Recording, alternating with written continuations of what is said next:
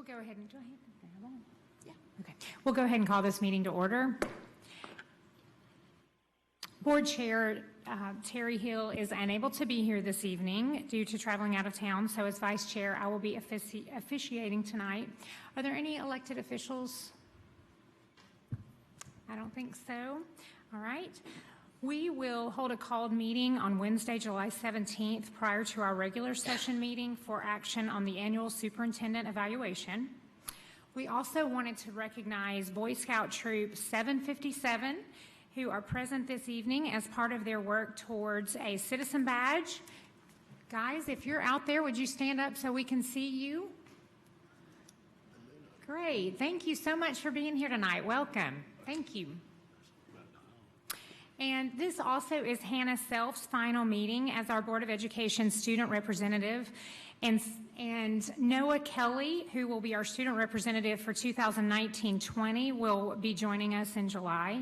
Hannah, we recognized Hannah last week since Ms. Hill so that Ms. Hill could be present, and we just again wanted to thank you for your dedication and your service, and we will all miss you. So best of luck in all your future endeavors. Yes, and so we're going to go ahead and let Hannah lead our pledge and get us started. Will you please bow your head for a moment of silence?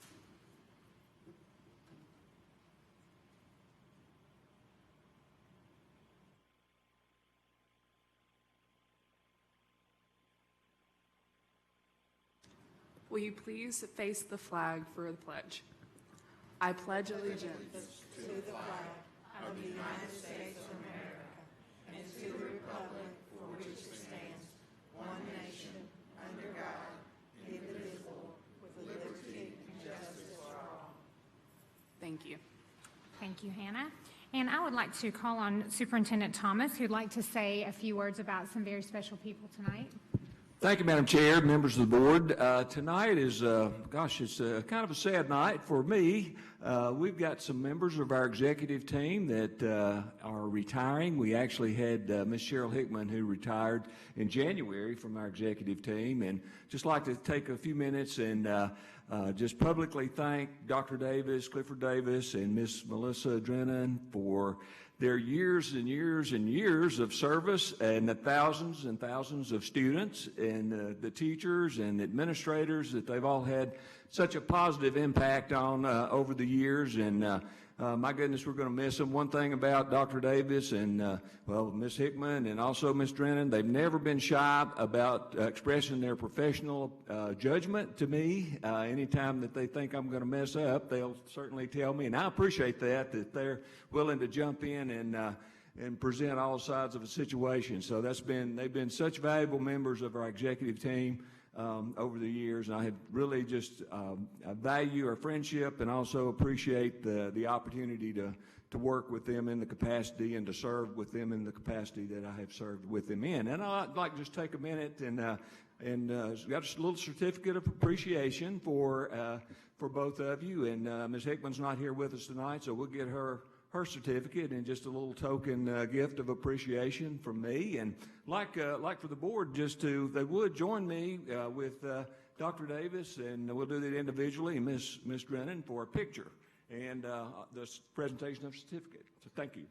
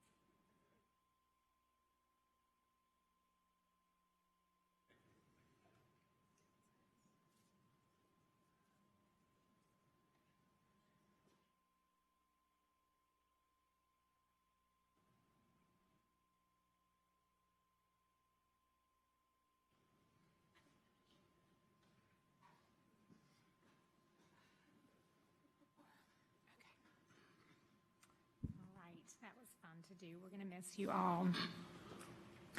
Board members, you received an email last Friday regarding 2 agenda items that Ms. Hill and Superintendent Thomas approved for addition to the agenda, if there's no objection. They are memoranda of understanding with the Great Schools Partnership and the Knoxville Area Urban League regarding grant monies, and are listed as items 7L and 7M. The backup documentation is attached to your electronic agenda. These will be added upon approval of the agenda, and of course, any questions can be addressed upon their reading. Are there any other requested changes to the agenda? Okay, do we have a motion to approve? So moved. Second. Okay, all those in favor? Aye. Aye. All opposed? Motion carries. Okay. Ms. Coatney, if you will go ahead with the reading of the agenda items, please. Sure. Item 5, consent agenda. Do we have a motion? Motion to approve. Any discussion? Okay, all those in favor? Aye. All opposed? Motion carries. Item 6A, approve second reading of Knox County Board of Education Policy E-191, School Nutrition Program Charges as amended. Motion to approve. Okay, any discussion? Okay, all those in favor, say aye. Aye. All opposed? Motion carries. 6B, approve second reading of Knox County Board of Education Policy E-200, Insurance Management as amended. Motion to approve. Any discussion? All those in favor? Aye. All opposed? Motion carries. 6C, approve second reading of Knox County Board of Education Policy E-201, Workers' Compensation as amended. Motion to approve. Any discussion? All in favor? Aye. All opposed? Motion carries. 7A, approve award of 2019-2020 voluntary pre-K grant from the State of Tennessee Department of Education in the amount of $2,058,363.52 with required in-kind and matching funds of $686,000. Motion to approve. Any discussion? All in favor? Aye. Any opposed? Motion carries. 7B, approve award of 2019-2020 Carl D. Perkins Career and Technical Education Grant from the State of Tennessee Department of Education in the amount of $1,050,182.15. Motion to approve. Okay, motion has been approved. Okay, any discussion? Okay, all those in favor? Any opposed? Motion carries. 7C. Madam Chair, you might, since for our audience that does not attend these meetings much, you might explain to them that these have been discussed. I will do that. Thank you, Mr. Norman. Last week at our work session, the board went through these agenda items in their entirety and asked questions of the staff. So we've already talked about each one of these. So that's why we're going through this so quickly. Thank you, Mr. Norman, for reminding us of that. 7C, approve award of 2019-2020 IDEA discretionary grant from the State of Tennessee Department of Education in the amount of $100,902 designated to improving post-secondary outcomes by providing real-life work experience and independent living skills to help young people with significant disabilities make successful transitions to productive adult life. Motion to approve. Okay, any discussion?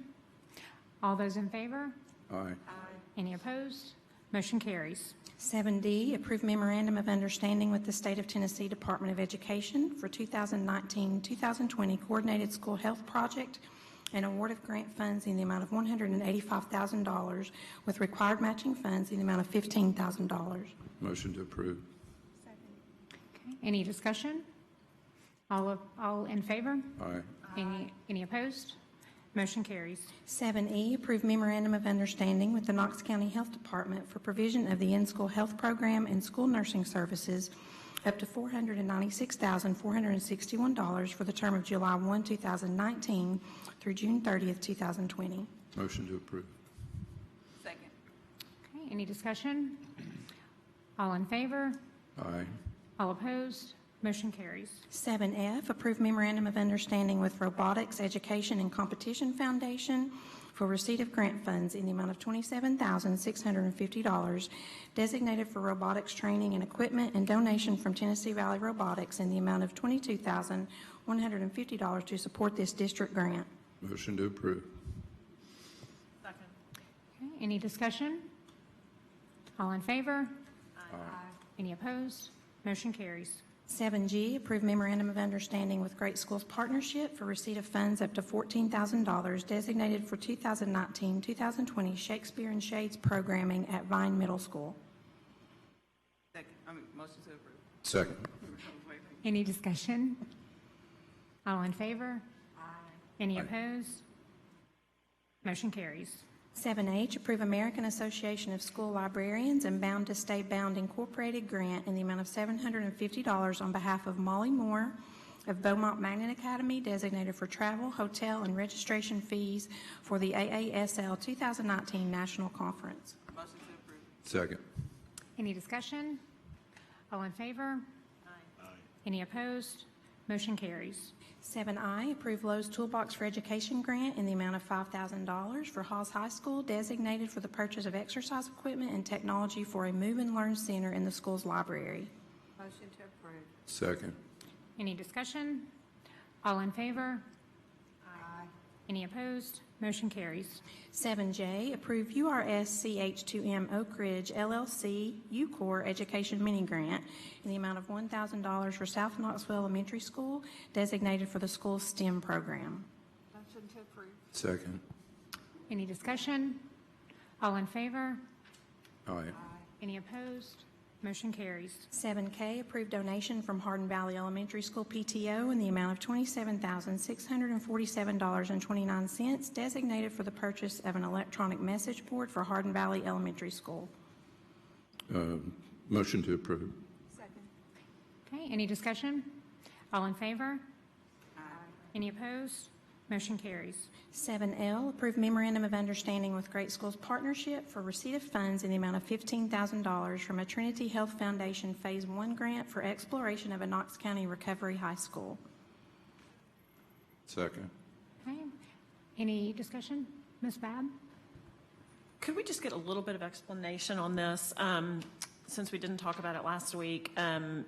Just how this maybe is different from Paul Kelly, or if it's the same, or Okay, anything about it? Ms. Drennan? Thank you, Madam Vice Chair. This is an exploration grant.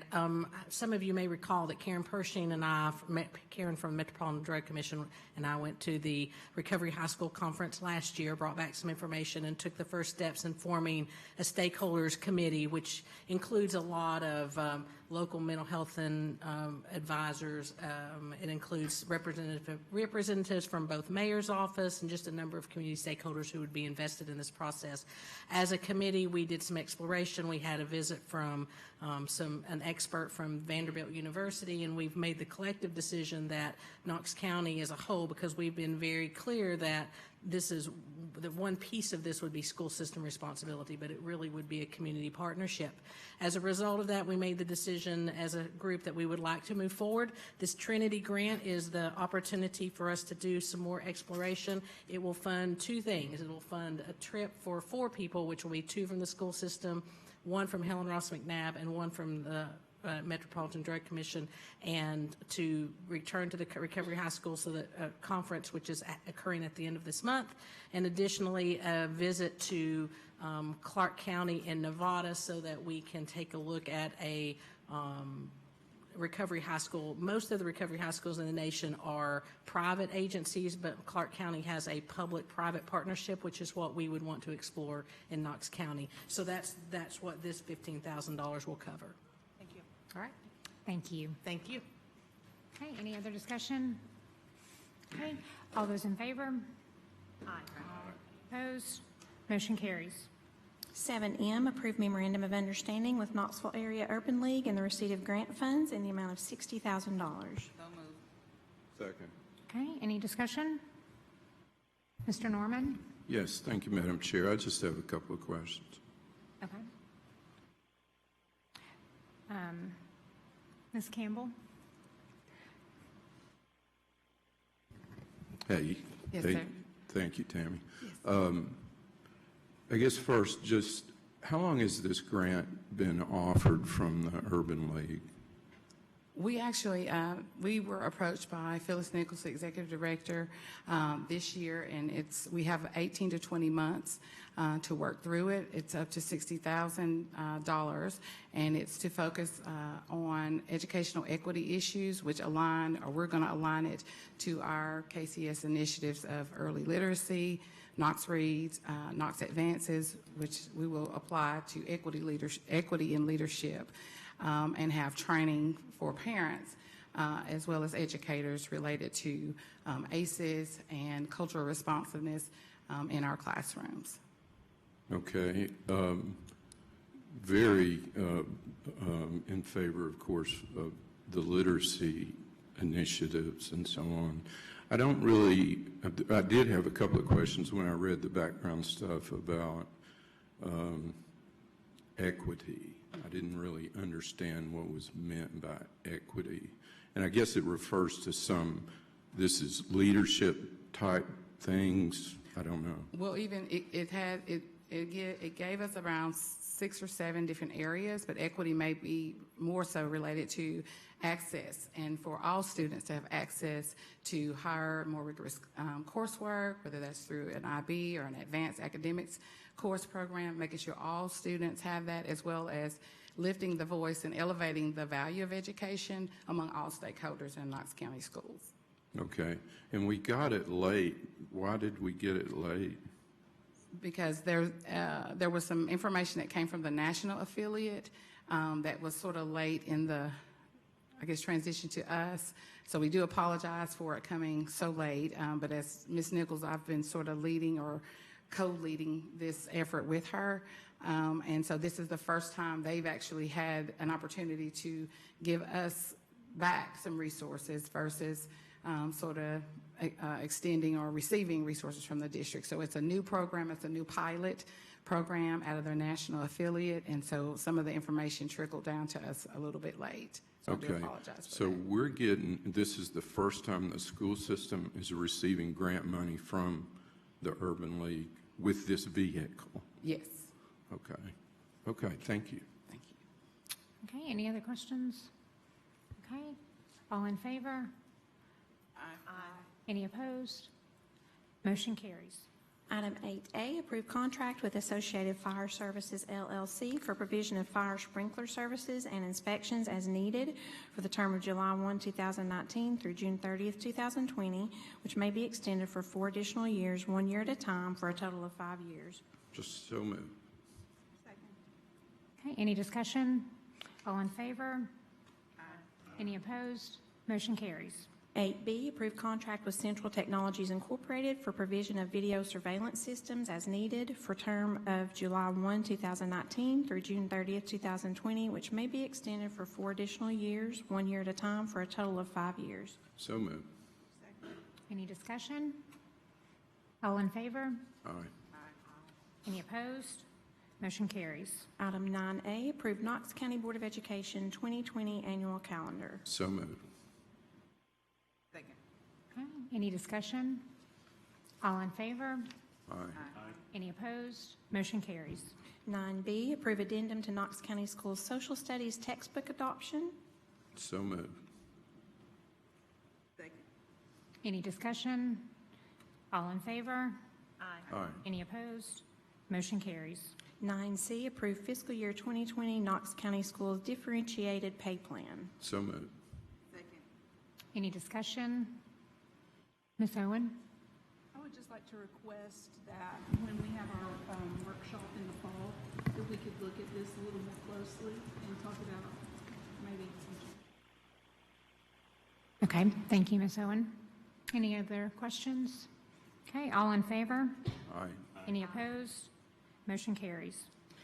9D, approve fiscal year 2019 career and technical education budget line item transfer in the amount of $20,000. So moved. Do we have a second? Second. Okay. Any discussion? All in favor? Aye. Any opposed? Motion carries. 9E, approve fiscal year 2020 budget line item transfer in the amount of $1,800,000 from other uses category to personnel services category to allow for an additional amount equivalent to 0.5% to be applied to the base salary schedule, an equivalent increase from an average of 3.5% to 4% for certified and classified employees. So, second. Okay, any discussion? Okay, all those in favor? Aye. Any opposed? Motion carries. And I'll just say I'm so thankful that we were able to do that, and I really appreciate the staff's diligent work on making this possible for our staff to receive a 4% increase. So thank you, Superintendent, and thank you to the Finance Department for all your diligent work. Ms. Coatney will go through public forum now. And just a reminder to our speakers in the audience this evening, when I call you forward to the podium, please state your name and address for your county of residence for the record. And also, you will have 5 minutes to speak, and just let us know if you have questions. The first speaker tonight is Charles Johnson. Mr. Johnson. Our second speaker is Beth Cooper. Beth Cooper. Our third speaker is Megan Swart.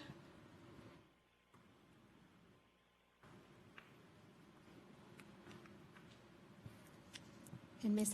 Swart, please state your name and county of residence for the record. Yes, Megan Swart in Knox County. And did you say you also need my address? Just here, okay. I'm leaning forward, but I'm 39 weeks pregnant, so this is a little bit of a stretch. So let me know if I'm not audible further back. Thank you very much for allowing me to have this opportunity to speak with all of you. This is my first time speaking at a Board of Education meeting. I'm a relatively new resident of Knox County, and I'm also a faculty member in the Department of Child and Family Studies at the University of Tennessee here right down the street. My research area is broadly on intimate partner violence, particularly on the experiences of adolescents and young adults who were exposed to violence in their family of origin, as well as dating violence in adolescent relationships. So I'll come back to this towards the end of my presentation. But getting started, I'd like to provide a few facts and statistics to kick us off. Though our rates of teen pregnancy are dropping, we have seen that the United States is one of the highest teen pregnancy rates in the industrialized world. 4 factors have been attributed to the overall decline, though, in teen pregnancy, including increased contraceptive use and access to contraception, better fact-based education of teen pregnancies, sexually transmitted infections, improvements in school and community health classes, particularly those promoting a full range of comprehensive sex education, as well as an increased hope for the future that youth are having, and that's kind of helping to delay engaging in risky sexual behaviors that put them at a greater risk of teen pregnancy. While we're seeing this decline in teen pregnancy rates, we also see that teen sexual activity has remained pretty steady. More than 50% of U.S. teens have had sex by age 18. 99% have used some form of birth control. So teens are having sex regardless of whether parents would not like them to, religious groups would not like them to. Teens regularly have sex. That's just a fact of life. But what we have seen also is that contraceptive use is going up, particularly within states and counties and schools that provide a full range of education as it pertains to how to prevent pregnancy and sexually transmitted infections. I want to point out that teen dating violence, including physical and sexual violence, as well as cyber abuse and stalking, is a national epidemic. And these issues are also in high school contexts. It's important that we're educating our youth around identifying warning signs and establishing healthy relationships. And it's not something that we're spending much time on in our schools to date. It's important to note that all teenagers experience major hormonal surges and transitions during puberty. Teens are deeply curious about sex, even if they're not having it. Not all teens who have sex want to have sex. Many teens do, but we know that teen sexuality is really complicated. And the final point is that 9 out of 10 LGBTQ students across the nation report being harassed in the previous year. 2/3 report feeling unsafe and unwelcome in their schools, often due to bullying by peers. and educators. Educators who engage in jokes on behalf of LGBTQ students are putting those students' lives in danger, period. Though these facts may seem unrelated, in many ways they are related and can and should be addressed within the context of high-quality health and sex education curriculum. Unfortunately, this curriculum is not being implemented in Knox County schools, though it is being implemented across the country. The Tennessee state does put the Knox County Board of Education in a bind to a certain extent because of the emphasis on abstinence-only education, but I'm going to describe a variety of ways in which Knox County could be using curriculum and instructors that emphasize a variety of components of healthy relationship behaviors and consent and so on that are within the constraints of the law, while also not putting the onus on girls, not engaging in kind of inappropriate kinds of statements. And the time is moving faster than I envisioned. So I just want to, before I move forward, I want to just make very clear that the medical, scientific, and public health communities have clearly stated that abstinence-only education does not work, but that's the constraints that we're working in within this state. At the same time, we could have curriculum within Knox County that emphasizes things like healthy relationships and consent that are not currently being given much time or space in our particular curriculum. For example, curriculum could provide young people with the tools to make informed decisions about building healthy relationships, boundaries, their own sexual needs and desires, and those of their partners. We could stress the value of abstinence because we have to, while also preparing young people for when they do become sexually active. We could provide medically accurate information and the health benefits and side effects of all contraceptives. We could encourage family communication about sexuality between parents and children. We could teach young people about how alcohol and drug use can affect their responsible decision making. All of these different approaches would be really, really beneficial to helping promote healthy sexual development and relationships of young people. This curriculum exists. People across the country are using it, all within the confines of state laws. And I would encourage the Board of Education to reach out to university faculty members and those who know these resources so that we could look at all of the different curriculum that's available to help our children have these healthy sexual and romantic relationships. Thank you very much. Our next speaker is Carolineroecliff.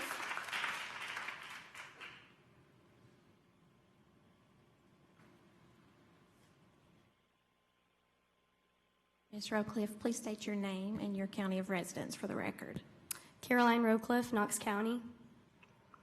Good evening, school board members. My name is Carolineroecliff. I graduated from Hardin Valley in 2015, of which I co-founded a grassroots coalition called Just Educate. A classmate and I were so mortified by our experiences in the sex education class that we created a survey for students, parents, and any concerned community members to participate in and share their experiences.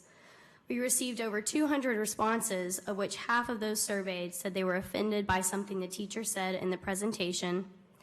36% said they felt targeted or blamed by the teacher, and 64% described the experience as completely negative. Many of the commenters on the survey expressed opinions that the sex education presentation was, quote, fear-based, sexist, reliant on degrading female-bodied students, and peppered with homophobic jokes. Even more disturbed by some of my classmates' experiences, I decided to speak at a school board meeting in December of 2015. To follow through with my commitment to make sure that no other student would be traumatized in the classroom, I met with a humanities supervisor and 2 other Knox County administrators. The meeting obviously did not resolve anything, as I am here speaking once again 3.5 years later for the same exact reason. Experiencing the degrading sexist comments as a female-bodied person and the homophobic jokes as an LGBTQIA+ student was one thing, but to hear that it is still continuing today, to hear that the current sex educator has been allowed to continue to degrade students in classrooms the last 3 years just shows how little administrators care about Knox County students' health, education, and development as human beings. Stereotypes like these harm young people and perpetrate shame, particularly for students who have been victims of sexual abuse, students whose families cannot afford clothing deemed acceptable, LGBTQIA+ students, and other marginalized students. Everyone agrees that the curriculum must meet state standards, but I'm having a lot of trouble finding sexism and homophobia as part of those state standards. There is a difference between a presentation that ignores LGBTQIA+ students and families and one which demonstrates outright contempt for those students and families. Lastly, I am told that health teachers prefer an outside presenter because they do not like talking to their students about a sensitive topic. I imagine these adults' own experiences with shame and blame around sex contributes to that feeling. However, as a former student who was completely and utterly let down by Knox County sex education, and as a taxpayer, I expect teachers to do their job. I also expect administrators to do their job by protecting students from this educator. This is nothing new. Students, parents, and community members have been complaining for years. You have the receipts, you have the transcripts, Mr. Bob Thomas, and we expect a response soon. Thank you. Our next speaker is Garrett Rowe.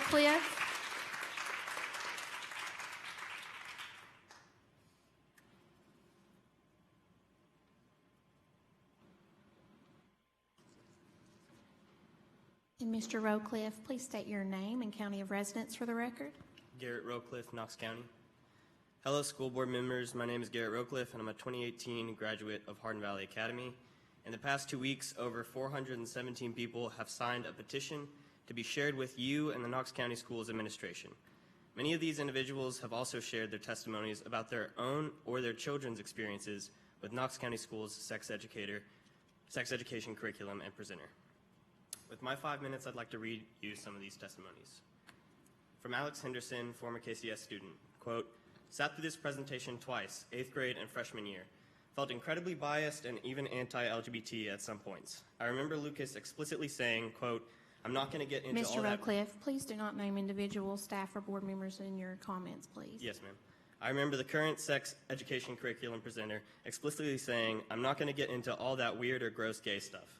Not only did this cause me to feel shame for my sexual orientation, but I'm afraid of other potentially vulnerable LGBT students hearing this as well. Students should not be made targets of jokes based upon who they fundamentally are," end quote.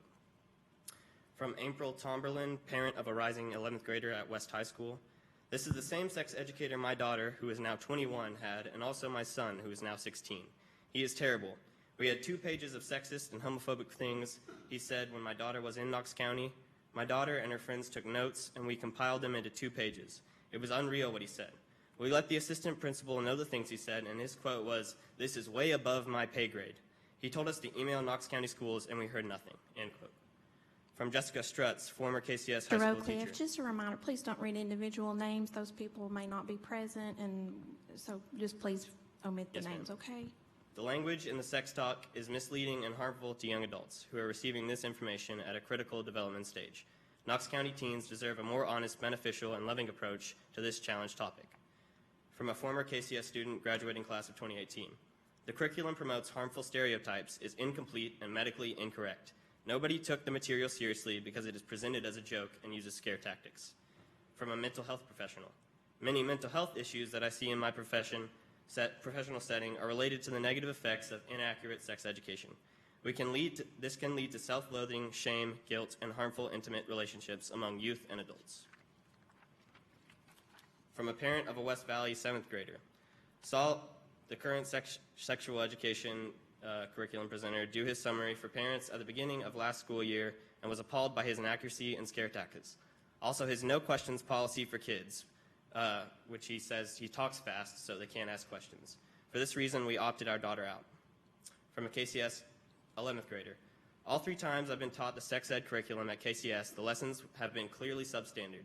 The information and statistics provided to us can be easily debunked with one quick Google search. Also, the instructor, we knew him as the sex guy, consistently shamed girls for any sexual behavior or provocative dress, threatening them with STDs and teenage motherhood if they did anything like that. He said if that girls had sex, they would get pregnant and the father would leave them. He asked the guys if they'd rather have a wife who was sexually pure or a chewed up piece of gum. I see 2 main problems with this narrative. It tells survivors of sexual assault that they're worthless because of a choice that was taken away from them, and it puts marriage on an unrealistic pedestal that shouldn't exist in secular public schools. For example, the instructor implied that STDs and unwanted pregnancies never happen inside a marriage, which is blatantly false. At the end, he made us sign purity pledge cards, and my teacher took it for a grade. They had to know those cards didn't mean anything to any of the students. In my experience, the sex ed in Knox County schools doesn't prevent pregnancy or STDs. Instead, it shames kids for thinking, saying, and doing things that are healthy and natural without informing kids about the importance of protection. From a parent of 2 KCS students, I have 2 younger daughters, but my concern lies not only with them, but for everyone. We need to look at sex education as holistically and truthfully as we can, and still follow the required state curriculum guidelines. If the curriculum I am seeing is correct, the materials are biased and non-factual. From a parent and a concerned community member, I have young kids who will attend Knox County schools, and I'm concerned for their well-being and education, as well as students who don't have support systems outside of school to fill in the gaps and correct completely wrong and harmful information. Professionally, I work with victims of domestic and sexual violence and know, because of both research and experience, that poor sex education filled with nonsense like this sex talk curriculum are deeply harmful to all genders and to victims of violence. From the class of 2017, I experienced shame and misinformation during my sex education. There were misleading statistics and many worst-case scenarios painted as a consequence of sex. It left me with many questions, and I had to seek out more accurate information. Former KCS student graduating class of 2019, I received the sex talk at both South Doyle Middle School and West High School. Both talks were equally as ineffective and uninformative. After concluding that the presenter forced the students to sign an abstinence promise card saying that they would abstain from sex until marriage. Roecliff, your time is up. Do you have much more? I have 1 sentence. That's fine. This level of coercion and manipulation has no place in our school system. Thank you. Speaker is Rosalyn Tillman. Rosalyn Tillman.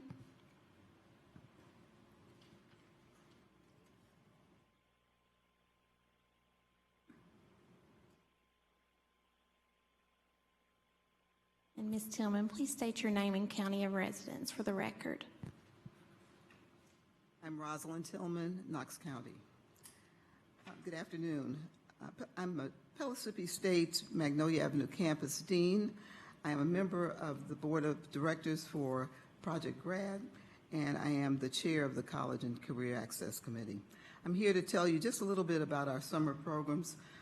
We're into the 2019 Grad Summer Institutes. Our institutes are going full force. By the end of all sessions, we will have about 300 students involved. Our closing ceremonies will take place on June 13th and 14th. I'd like to share some examples of the kinds of experiences that our students are involved in. We are at 3 different higher education institutions, TCAT, Pellissippi State, and the University of Tennessee. At TCAT, our students have scrubbed in for surgery in Surge Tech, have been involved with electrical wiring, collision repair welding, HVAC, prep for leak detection, industry certification, cosmetology, next level salon operation. Pellissippi State is an academic and a college-ready program, a commuter college experience for our students, putting students on campuses sometimes for the very first time. At Pellissippi State, we've been involved in architecture, code writing, robotics, digital storytelling with carpetbag theater to help students gain confidence in their own voice. Visual arts, biochemistry, combining hands-on lab with prep for ACT science questions. Original music production in our audio production engineering program, and discussion of royalties. A College 1000 class that will result in a 1-hour college credit at the end of the institute is one of our highlights this year. We found students who are ready for that course that college students at Pellissippi State will have to take in their first year. And then we do photography, yoga, and spoken word. At the University of Tennessee, students have the opportunity to stay on campus, so we've given them that residential experience, living on campus for 1 week. Students used algebra formulas, explained credit card interest rates, geometry, studying platonic solids in 3D, English using emoji coding as a base to begin writing an essay, English discussion of active citizenship, college research skills taught in the library, discussion of internal locus of control, afternoon electives that included communications, health and nutrition, sports and recreational management, sports psychology, engineering, and STEM. Social activities included use of the rec and aquatic centers there at the university, along with pre-college mentor discussions. Both the University of Tennessee and Pellissippi had community service projects in the community, and both took students to the Change Center for a fun outing. TCAT will take students to industry visit field trips at Children's Hospital, City of Knoxville, and Dollywood behind the scenes. These activities and opportunities are great collaborations between the institutions that provide the institutes, the school district, which provides the transportation, and GRAD, that provides a $150 student stipend and the placement of all our full-time staff who serve students directly through K through 16. I'd also like to mention to you that for the second year, we are entertaining our juniors and seniors at Austin East and Fulton High School in an opportunity for paid summer internships. These internships are at 17 different venues or places, across the city. For example, Fletcher Marketing, KCDC, Knoxville Chamber, Schaefer Insurance, Pellissippi State, the Carpetbag Theater, UTK, Tickle College of Engineering. They are hosting 21 students who've gone through a process of gaining their workforce skills in order to show them off to these individuals through interviews. And these students, this is our second year. We're extremely excited about what's happening with our students and the kinds of skills that they are gaining. Another opportunity that our students have had over the year is our early college career awareness program, where students early students, K through 8, get to go into the college and get an experience there. Thank you so much. Thank you. Our next speaker is Lena Jerkins. And Ms. Jerkins, please state your name and county of residence for the record. Lena Jerkins, Knox County. Good evening. Can you hear me? Good evening, and thank you for allowing me to speak this evening. I'm also going to speak on the sex education through KCS. I'm a 2019 graduate of Hardin Valley Academy, and I will say that in 2015, when I received sex education through KCS when I was a freshman, it was lackluster. Very much so. Although we do have constraints set by the state of Tennessee, there is still room for improvement of KCS through sex education. One of the big things that was missing through KCS sex education, at least back then, was consent. It was not mentioned in any form. There was no questions given, as one of the previous speakers has stated. So consent was not talked about. And that is one thing that, although the policy is absence only, consent still applies even when abstinent until marriage. And another thing is that, as it was previously stated by another speaker, many of the topics of the sex education were perceived as jokes. There were a lot of times where something awkward or that was trying to be played off as a joke was said, and there was time for laughter because it was supposed to be funny, and it was just dead silence, and it was even more awkward than it should have been. And I'm just coming before you to state that please look over the sex education curriculum and please make changes for the better for the future of KCS and the students that go through it. Thank you. Our next speaker is Kayla Byerly. Kayla Byerly.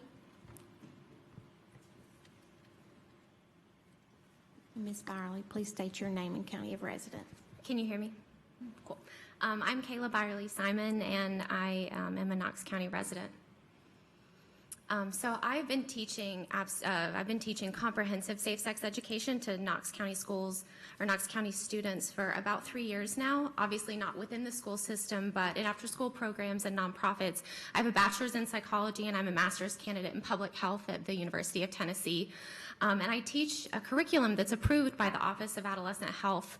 And I know that there are other curriculum available that fit our guidelines for the state, that don't make homophobic jokes, that don't shame female-bodied students for existing and for having sexual desire.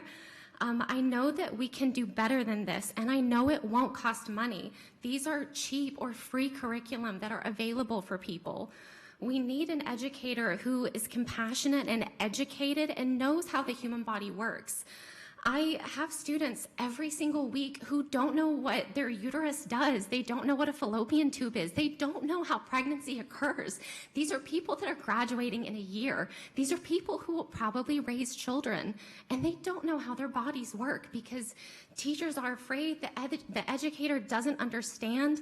There's so many gaps that need to be filled, and I understand that we have this state law that kind of ties our hands behind our backs, but there is a medically accurate way to do this, and there is an appropriate way to do this, and we are not doing that. These students have questions. They want to know. They have the world at their fingertips on their phones, but they don't understand the context of what they're seeing, and they deserve better than what we're giving them. Thanks. Our next speaker is Ralf Hutchison. Mr. Hutchison, please state your name and county of residence. My name is Ralf Hutchison. I'm a resident of Knox County. Mr. Superintendent, members of the board, good evening. I feel like I have stepped into a time warp. My first experience with the sex education wellness curriculum in Knox County was in 2011 when my first child was subjected to the class at West High School. I am appalled to be here in 2019 still begging the school board to do right by our children in Knox County. The experience of students in our high schools as they come into these classes, these are students who are neither stupid nor dumb. They can and they do sniff out intellectual dishonesty, like pretending that LGBTQI plus people don't exist. Rather than present a curriculum that actually aims at a healthy understanding of human sexuality in the context of relationships, Knox County continues to present information with half-truths in the context of immature recommendations. To the students, the course is a joke. It is a sad joke. But that's how teens see this curriculum. They know it is out of touch with the reality of the world in which they live. I brought with me today copies of my correspondence with the principal of West High School in 2011, and a second letter written in 2014 when my second child confirmed that nothing had changed. And finally, a letter in June of 18 to the then superintendent of Knox County Schools. If possible, I'd like to leave a couple of copies of these with you when I'm finished here. The curriculum, as currently presented to students, not only fails them about sex education, it violates Knox County School standards, fundamental standards, in which we guarantee our students a classroom in which their dignity as a human being is respected. One of the fundamental standards of your own policy book is that a Knox County education will enhance the self-image of all students. So I am here tonight begging you, literally, please, please, please, you are the school board. Please step up to your responsibility. Our children have a right to expect it and to demand it. Thank you.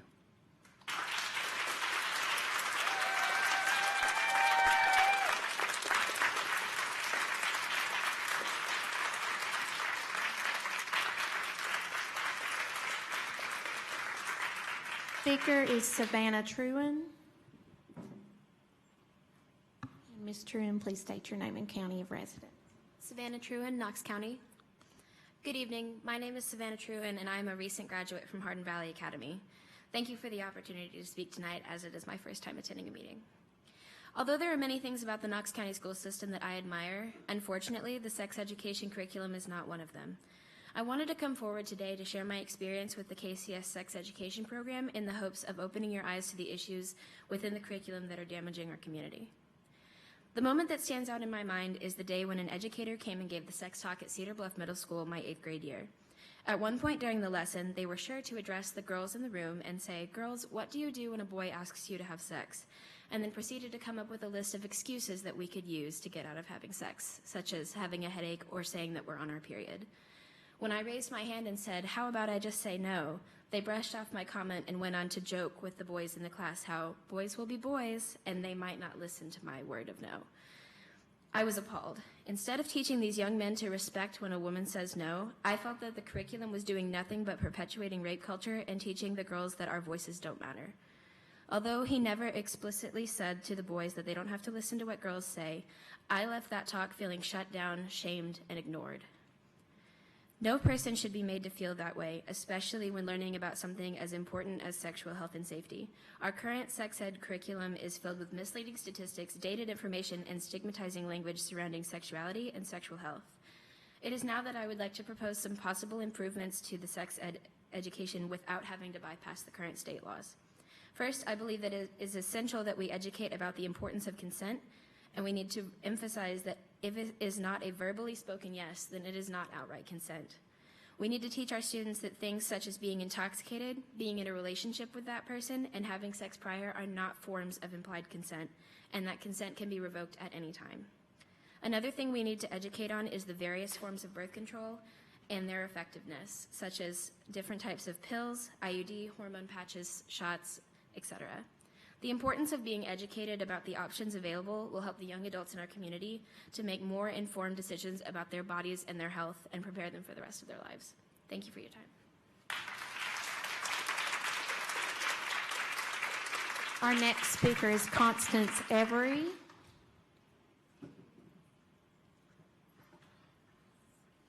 And Ms. Avery, please state your name and county of residence.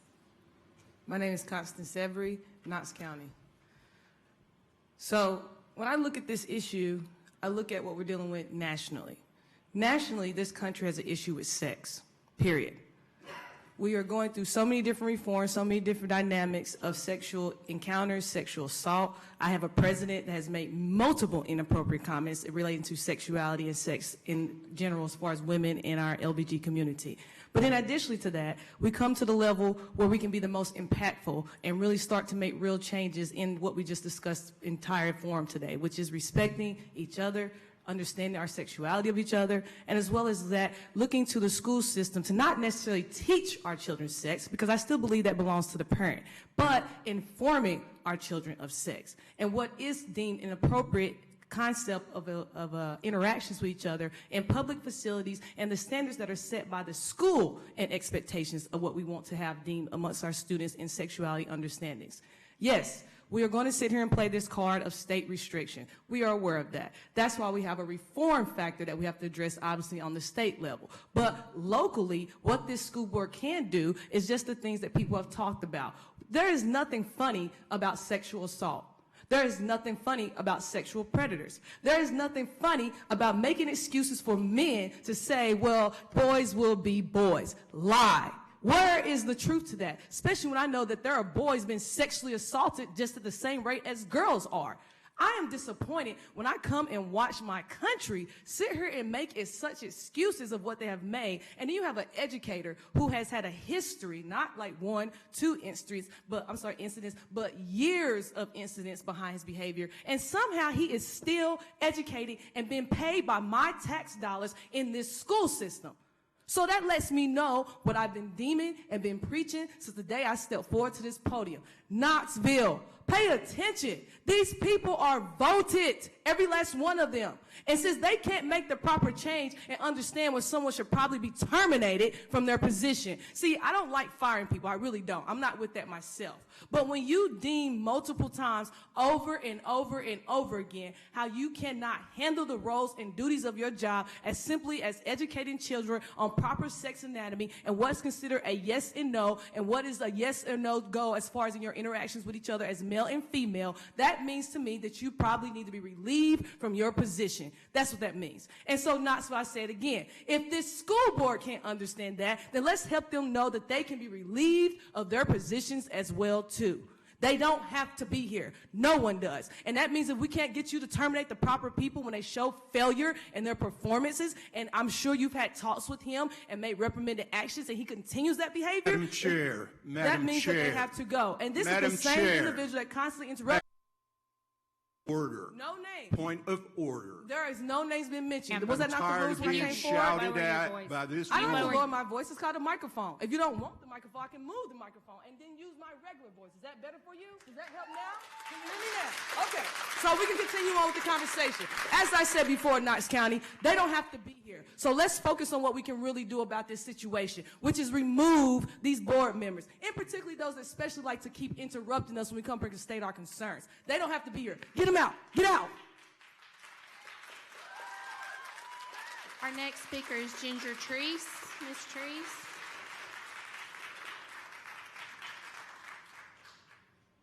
And Ms. Treese, please state your name and county of residence for the record. Hello, my name is Ginger Treese. I'm from Knox County. I've never been to a school board meeting before, so thank you for this opportunity to come and speak to you. Madam Vice Chair, I want to thank you and all the board for your time and energy and care for our most valuable, important members of our community, and that is our children. Today, I want to share a concern that I have with the group that has brought the petition to make adjustments to the Knox County education sex ed curriculum. And my concern is that the group seems to have a strong support of Planned Parenthood. I base this concern solely on a post that I observed on the Just Educate Facebook page, and on April the 22nd, they had some kind of a workshop and they posted a list of things where they encouraged people, what they encourage people to do to be involved. Number 5 on the list was to specifically request from the Knox County School Board that the sex ed workshop would be taught. And there was another group, Step Ahead, I believe it was. So this group, Planned Parenthood, they have a foundation and a history of racism and promoting eugenics. This is not a group that I believe most parents want to have their children taught by, and so that's why I'm here, is to raise my concern and to make sure that you all are aware of the group and possibly an agenda that they have to bring in certain educators, and my concern for that. And I wanted to let you know that me, and along with several other Knox County residents, we pray for you. We ask God to give you wisdom.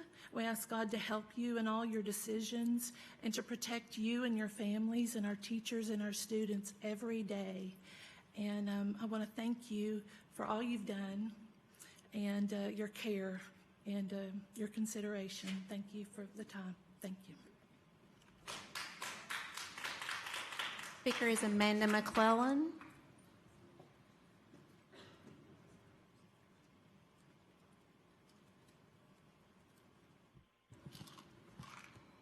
And Ms. McClellan, please state your name and county of residence.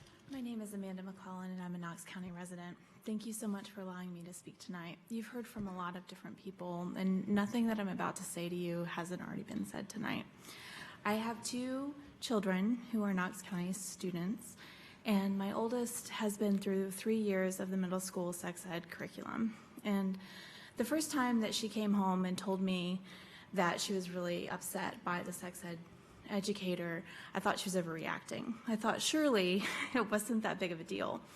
But then she proceeded to tell me that she was in this class and that the instructor said that they were going to talk about boys next because boys were simple and girls were complicated. Now, I don't know how many of you have kids and how many of you have had middle schoolers, but middle schoolers are really sensitive.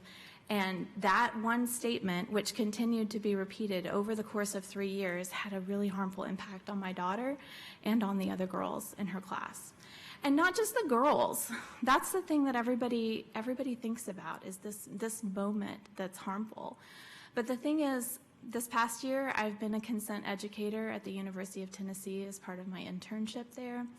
And I've heard over and over again where male students are confused, male-identified students who don't know how to talk to women, because for years they've been taught that women are complicated, that women are too hard to understand, that they can't navigate those relationships because they don't know where to start.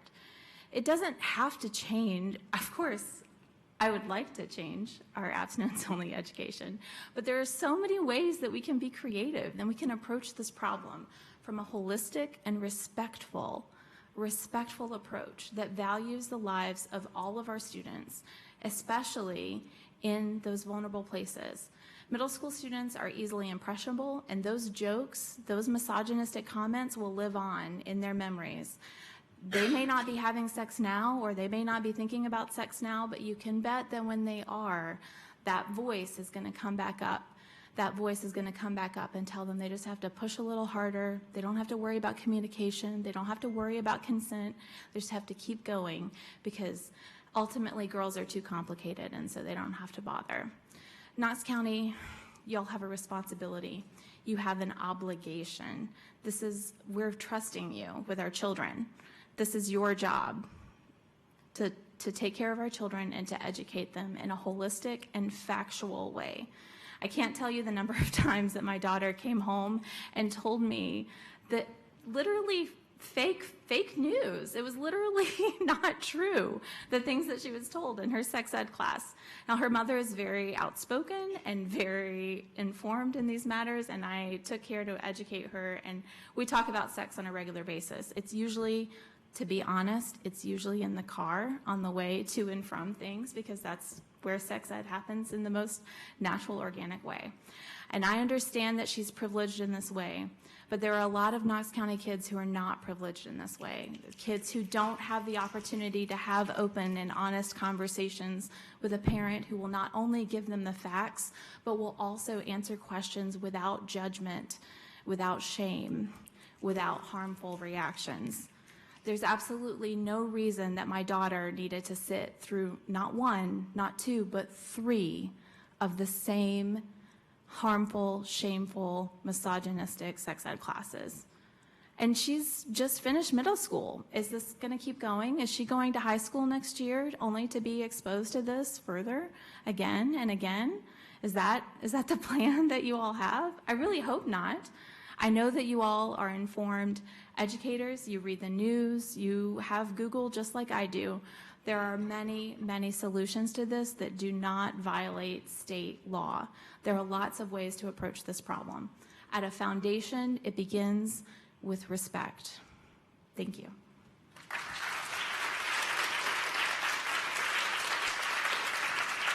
Madam Chair, that concludes public forum.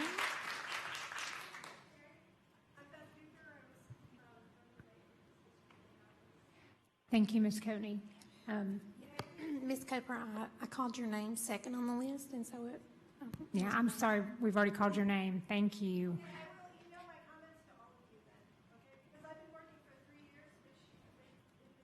You can email your comments, that'll be just fine. Thank you. We have had emails this week. Ms. Shannon Jackson, would you care to comment on the issue at hand? Thank you. Thank you. Madam Chair, members of the board, you received earlier this week, I think, a timeline of the communication that I've had with various stakeholders who've reached out to us, and we do continue to work with and are open to hearing from our community as we continue to work on our curriculum. Every year, all of our curriculum is under review, and our content supervisors and groups of teachers are working to review curriculum and to make needed adjustments as we move forward, and the same is true for this curriculum as well. As to this particular curriculum, it is available for every open house season. Health educators make that available to parent, family, and guardians for them to review and to choose to opt in or opt out of the curriculum. Just want to make sure that community know that is an option for them. We are listening to the comments from from the community as we continue to review this curriculum. And as for other statements, those considerations are under review, so I can't comment on them further.